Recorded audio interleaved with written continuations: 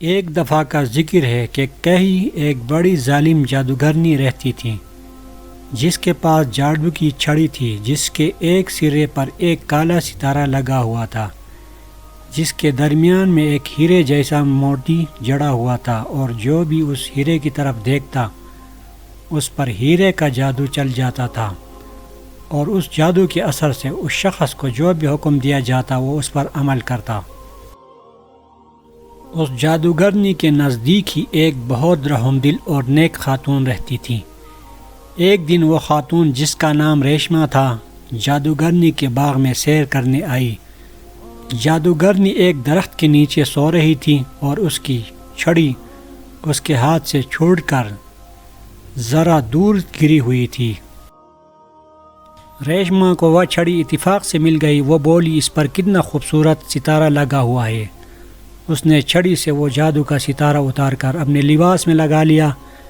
پھر اچانک جادوگرنی جاگ گئی اور ادھر ادھر چھڑی ڈھونڈنے کے بعد اس طرح بھاگی جدھر ریشما جا رہی تھی۔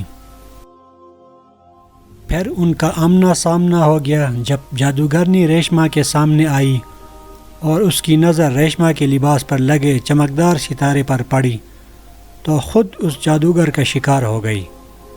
ریشما جادوگرنی سے بولی، مجھے بڑی پیاس لگی ہے، کیا مجھے کچھ پینے کو دے سکتی ہو؟ جادوگرنی مدبانہ انداز میں بولی، کیوں نہیں، ضرور۔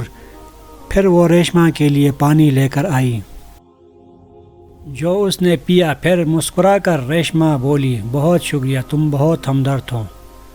یہ الفاظ جادوگرنی پر فوری اثر کر گئے، کیونکہ جو الفاظ ریشما کے منہ سے نکلنے تھے وہ پورے ہو جانے تھے۔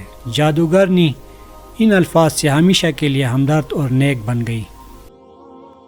اور پھر ریشما، جو اصل میں تازین کی دادی اماں تھے، کو معلوم کبھی نہیں ہوا کہ ان کے پاس جادو کا ستارہ ہے، اور جادو کے ستارے نے بھی کبھی کسی کو نقصان نہیں پہنچایا، کیونکہ دادی ریشما ہمیشہ سب کو اچھائی کا سبق ہی دیتی تھے۔ اس لیے سب خوش تھے، حتیٰ کہ ہمدرد اور نیک ہونے والی جادوگرنی بھی۔